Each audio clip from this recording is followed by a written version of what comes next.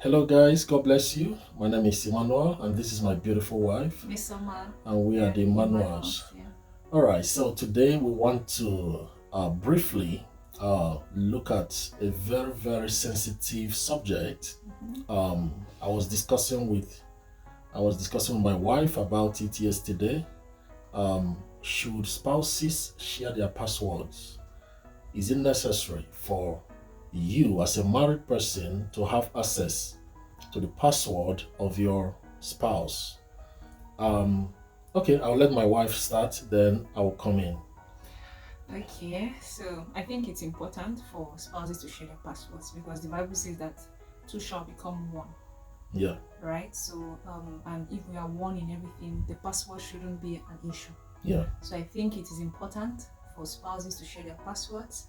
They were naked and they were not ashamed, right? So yes. it's about being transparent, being naked, Wow. being naked, sharing your password, sharing your social media account, Mhm. and it helps to avoid You mean phone password, phone password. Yes, social media password, bank password, yes, every password? yes, All right. yes. It helps to also avoid any form of penetration from the enemy, Yes. so that it Mm. also helps to ensure accountability Yes. when the Yes. both of you are sharing passwords. Means the both of us have access to each other's phones. Wow. So that's what it means. Yeah, it is Wow. important. It's part of being naked and not ashamed. I'm not ashamed. Wow, that's good. Like she said, you know, I want to ask you a question. If you don't want your husband or your wife to touch your phone or to have access to how much you are making or to know your movement or to have access to your social media accounts, my question is why don't you want to disclose those things? What are you hiding? The Bible said that two shall become one. Yeah. Um, so in marriage, one plus one is one.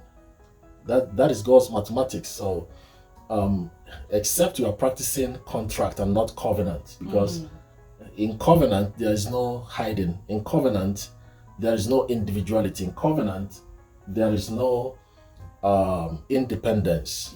Yeah. When you enter into a covenant with someone in marriage, it means the person have access. The person has access to everything that you have. Yeah. So before we put the caveat to it, I just want to dwell a little bit on this. If you don't want to disclose your movement, if you don't want to disclose your phone, if you don't want to, because in marriage, it is not your phone, it is our phone. Yeah. My phone is my wife's phone. Her phone is my phone. I can use her phone. She can use my phone. So, and there's nothing to hide. My question is, what are you hiding? Yeah. What is in the phone that you have to hide? So if you're hiding something, it means you're questionable. So, and what kind of money do you make that is more important than your spouse? What kind of money is that your spouse will not know about it? So before you marry somebody, and this for single people too, before you get married, you ask yourself, am I willing to share my life, my secret with someone? Yeah. You know, there was something I did. The moment my wife joined me, I gave her all my passwords. Password to phone, password to bank, password to social media, every password. Why? Because there's nothing to hide. It's even protection for me. Yeah.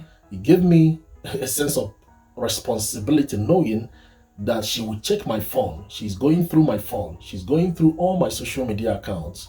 She's checking everything. Not because she doesn't trust me, but because it belongs to her. Yeah. She has access to them. It belongs to her. Yeah. So in the same way, I have all her passwords. So there is nothing to hide when it's a covenant. When it's a contract, you are hiding. And my thing is, if your money is more important than your nakedness, because your husband or your wife is seeing your nakedness.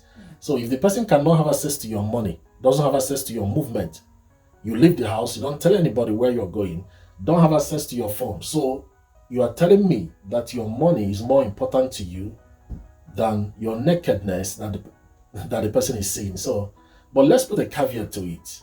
Yeah. So I want to ask my wife. So what of those that married probably someone that is careless with money? Probably their spouse are careless. They don't know how to spend money. They are expensive or demanding.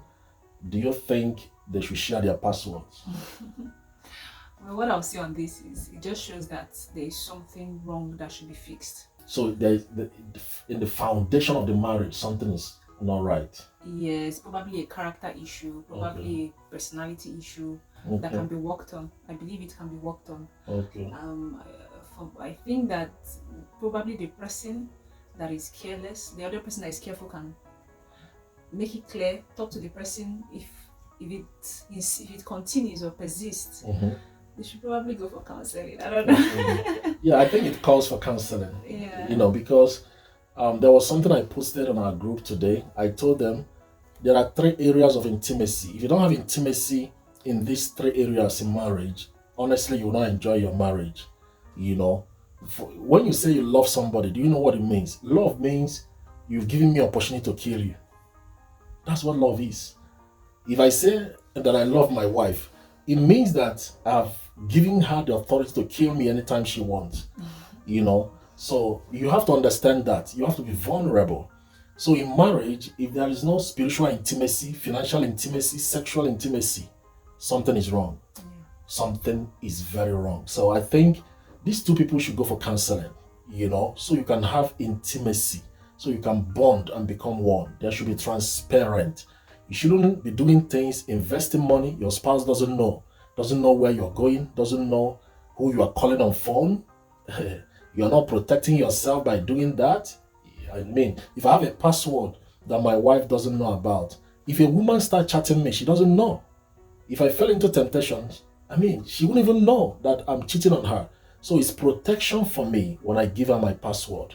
All right. So do you want to add small thing? I think you've said everything. Like you said, there's a way to protect yourself. It's a way to put boundary on yourself. Boundaries. Yes, that's the key word. Boundaries. Yeah. Yes, because sin thrives in secrecy. Wow. So when you are just the only person that has access to your phone, no other person knows what's going on there, it means you can pick up a habit, you can decide to flirt or something. And you are not accountable, you're not accountable to anyone. Exactly. Nobody can hold you accountable. So yes. And let me say this before we end this video. I've seen people that, you know, probably a family member or a friend will tell them something and say, oh, this is just for you. Don't tell your spouse. You see why I said your spouse should know who you are talking to. Your spouse should know who your friend is. Your spouse should know the password to your phone. Because when somebody tells you something and say, oh, don't tell your husband, keep it to yourself. Don't tell your wife, keep it to yourself. That person has the ability to destroy your marriage.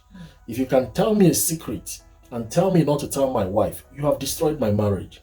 If you can hide a secret for you, or if she can hide a secret for you from me, something is wrong. Yeah. The purpose of marriage is for oneness, is covenant, is the relationship between Christ and the church. Is oneness and covenant. Nothing should be hidden. Yeah. All right? God bless you and thank you for connecting. Thank you. Thank you so much. Share this video with someone and subscribe to our channel. Thank you. All right? See Thank you so much. Bye. Bye. God bless you. God bless you.